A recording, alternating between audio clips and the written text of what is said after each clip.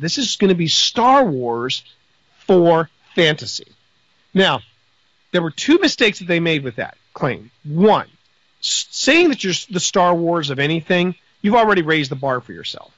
Secondly, this script was nowhere near the polish that was Star Wars in 77, and this came out in 83, and it came out after Return of the Jedi.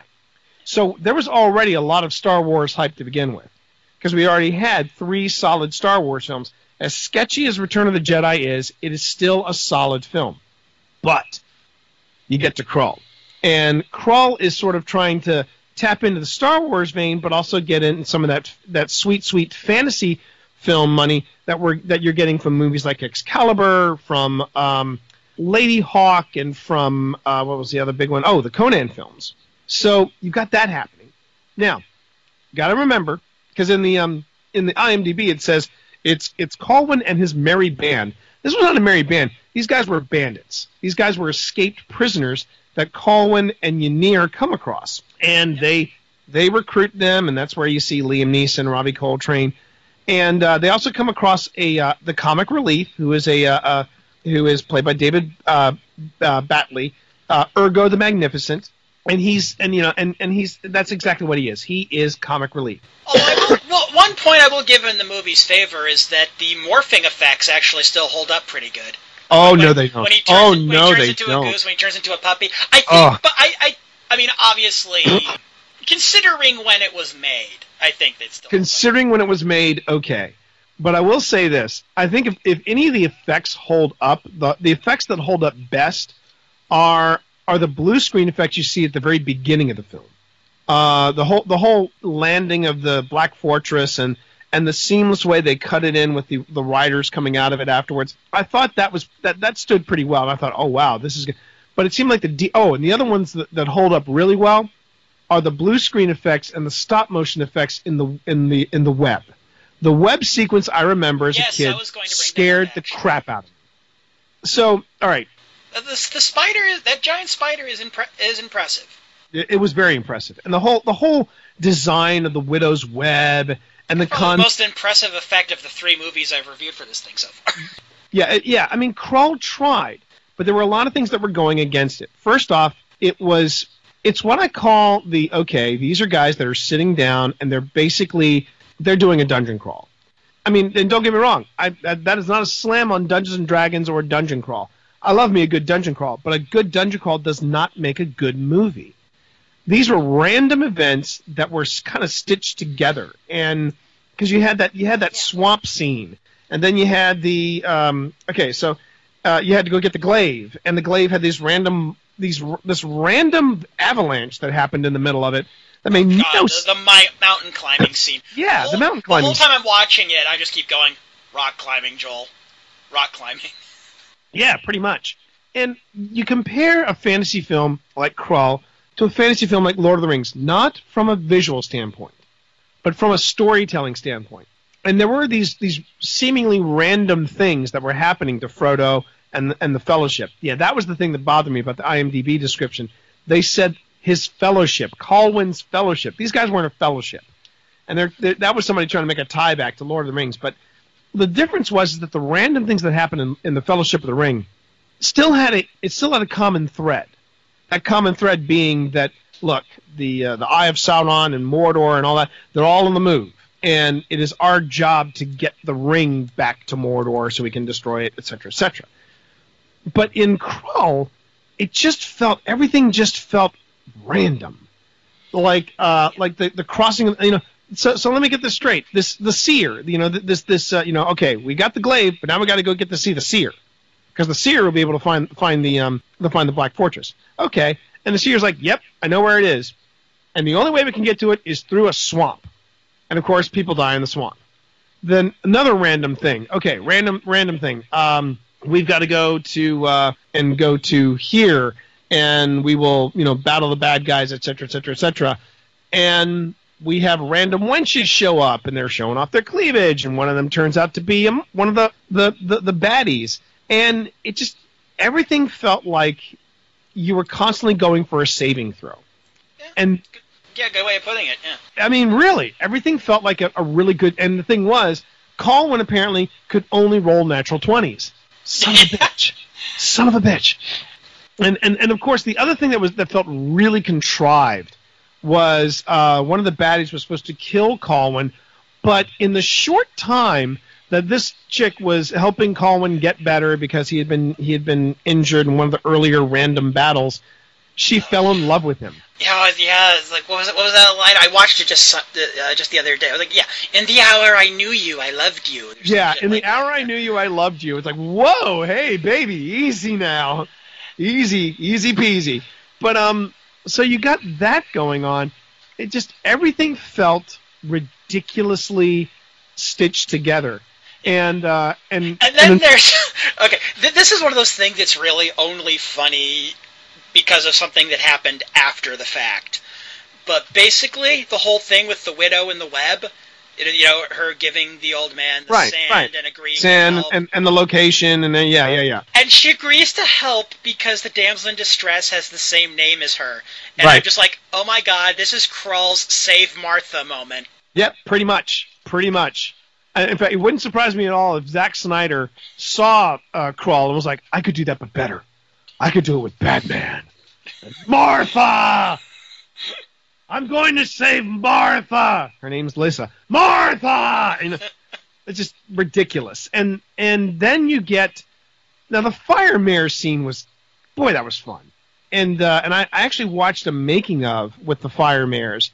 And what was funny about that was that the wranglers were saying, yeah, Clydesdales are not considered riding horses. And this is the first time in almost half a century, that, if I remember correctly, in like half a century, that people were actually riding these Clydesdales. And when you put these actors on the backs of these giant ass horses, they looked tiny. And that was fun. I mean, the fire mare scene was fun. But again, there were some just utterly ridiculous moments in this movie, and it took itself way too seriously. It was a bit like, what makes Flash Gordon watchable is that everybody else in the film understands that this is utterly ridiculous and over the top. Hell, look at the costumes they're wearing. Let's have some fun. Whereas everybody in this movie, they didn't have that to fall back on. Half the cast were like, okay, I got to make this gig work. And some of the more experienced actors in it were going, look at this, guys. I mean, come on. We're basically in a giant D&D movie with lasers. And I think Krull was ambitious in what they were trying to do, but if there's such a thing as a Heaven's Gate of fantasy movies, Krull would be it. Yeah, that's an interesting way of putting it. I think another weakness that the movie definitely has, and again, I apologize for taking so much from Nash's review here, but it's the whole, there's a lot of telling instead of showing here. Oh, God, and, yeah. Okay, yes, I know that you can go too far with the show don't tell thing. Case in point, Titan AE. As SF Debris famously put it, it's like, yeah, usually I'm the first to say show don't tell, but in Titan AE's case, show is doing all the work because Tell fucked off early for the weekend and didn't come back on Monday. Well, telling and showing, when you hear writers say that, I tend to find it's a crutch for some authors, because some of the authors that say show don't tell, these are the same people that say, oh yeah, and don't ever have a prologue in your book, and then the next book they have coming out has a prologue and it's telling you something. And I feel like when you're writing particularly for the written word, you have to keep the telling at a bare minimum, because you're in a visual medium. You need to show me something. Show me. Now, when you're in a visual medium, though, and all you're doing is telling me stuff, that's when I get annoyed. And, I mean, I'm probably going to get some hate mail from this, so if anybody wants to send that hate mail to me, send it to t@tmorris.com, and thank you very much. And what I will tell you is this. There's a lot of telling in the anime Attack on Titan. People were raving about this anime. I forced myself through the 2 seasons. I think it's 2 seasons of Attack on Titan. The second season starts this year, actually. Oh, the second? Okay. So it was season 1. So season 1, I was on the elliptical watching Attack on Titan, and I kept telling myself it's got to get better. But it kept telling me stuff I already knew. And I was like, okay, let's move forward. But Attack on Titan, I found it to be the most overrated anime that I have seen in years, and I was really, really turned off by it. Now, on the flip side, Sword Art Online. The reason why Sword Art Online is so damn good is because when they need to tell you something, they will tell you. Like the rules of the game, how it works. Sure, they'll tell you that.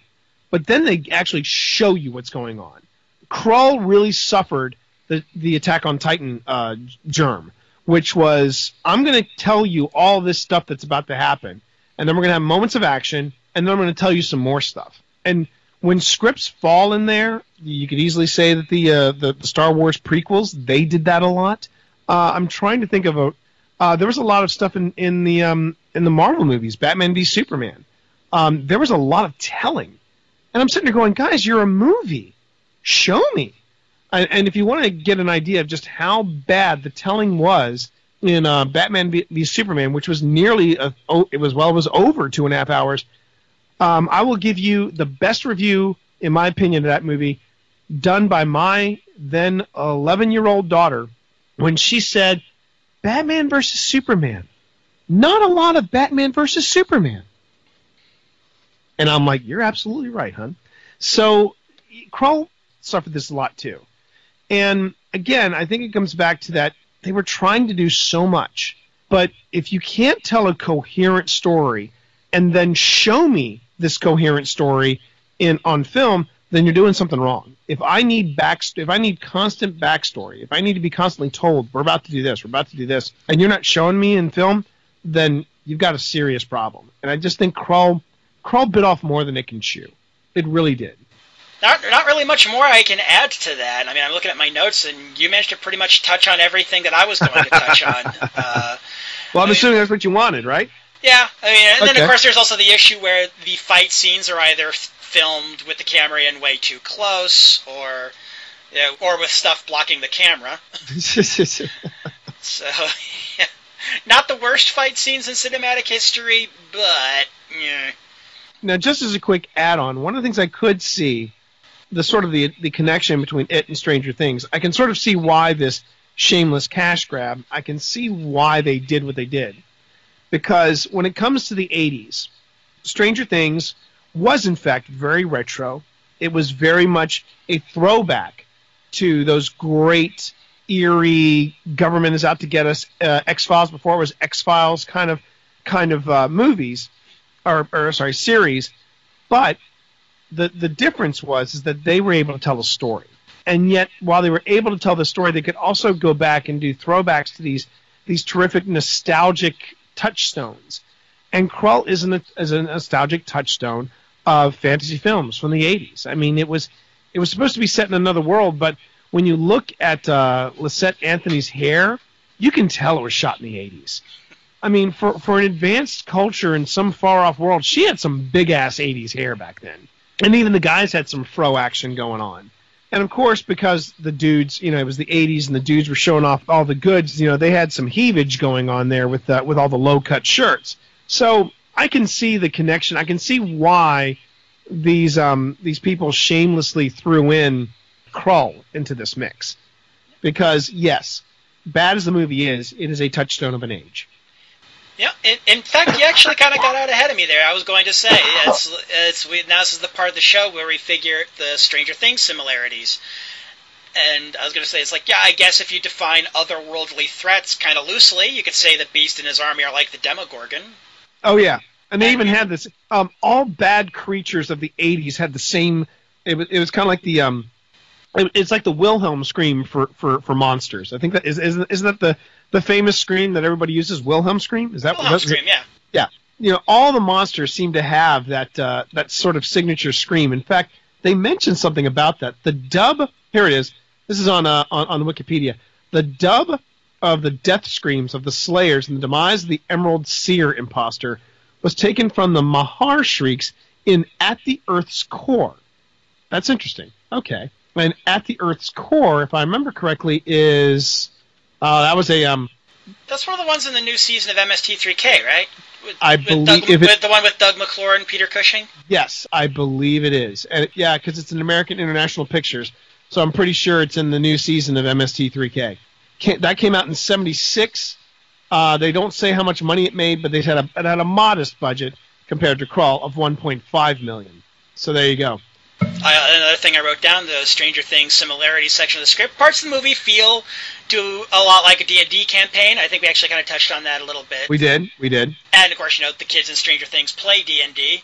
So, yeah, I can see why whoever was in charge of putting this thing together would decide to put Krull on this set. Of course. All right, so, final verdict.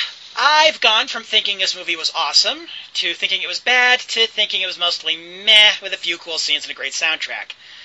Not much more I can say about the film that wasn't said better by Nash in his review, or by T on this show. If you like fantasy films and you aren't already watching Here There Be Dragons, I think you're missing out on that. Check it out at radiodeadair.com. And okay, so your final thoughts? My final thoughts is that, yeah, Krull, I didn't want to admit it. That was one of the things about fantasy films, about nerd films and growing up nerd. You never wanted to admit, because if you admitted that a film was bad, then the people that picked on you or basically looked down on you for being a nerd would be like, well, yeah, you're into that sort of thing. And Krull was a movie that I didn't want to admit was bad. But then the more I watched it, the more I realized, no, this movie is bad. In fact, this movie is terrible. And I knew it back then, and watching it now, you don't have to necessarily worry about it aging poorly because it was bad coming out of the box. But there's one more bit of trivia that I'd like to end this on. The director, Peter Yates, this was a director that knew what he was doing. But when you look at his overall oeuvre of work, one thing you don't see a lot of is science fiction fantasy. And I think this goes back to my whole thing of they bit off more than they could chew.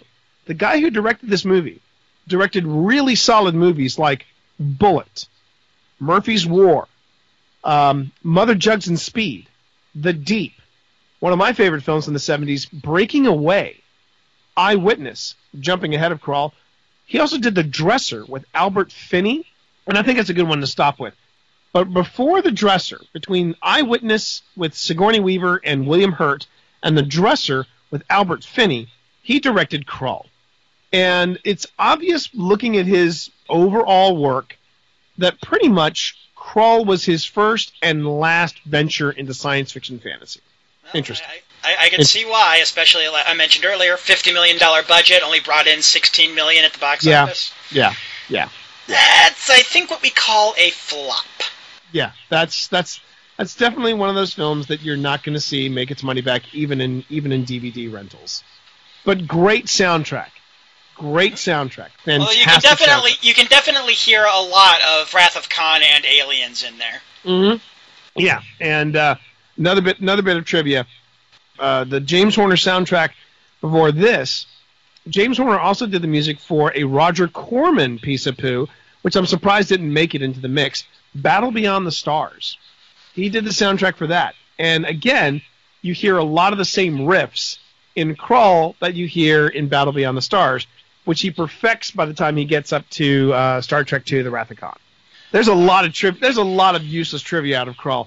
And again, when you talk to people and you see stuff like on IO9, like the five coolest weapons ever done in a fantasy film, you see the glaive pop up constantly. And yet, and every time when people talk about it, they're like, yeah, this was the coolest weapon ever conceived, and it was useless in the film. And I think it's the biggest heartbreak of Krull. I mean, especially considering how much they included it in the marketing. It was on the poster. Yeah. It was in the logo. It was in the video game. It's everywhere. But it's like it's after he pulls it out of the Jello at the top of the mountain. Yep. It just sits on his belt until the end of the movie when again he uses it to cut a hole in a wall. And it does diddly squat. It's like as if someone drew Excalibur from the stone and used it as a letter opener. It's a real crime. It's a real crime. All right. Well, thanks for being on the show. Thank you for having me. This was actually quite fun. All right. Anyone who wants to check out his stuff can go to tmorris.com. And I also highly recommend the podcast he does with Pip Ballantyne, the aforementioned Pip Ballantyne, The Shared Desk. That's at theshareddesk.com. And since I got your listeners here, I recently launched a brand new Destiny podcast. This is for any gamers out there. The game Destiny from Bungie. I get together with two buddies. One of them is 13, and it's his dad who's in his 30s, so you got 3 generations of gamers.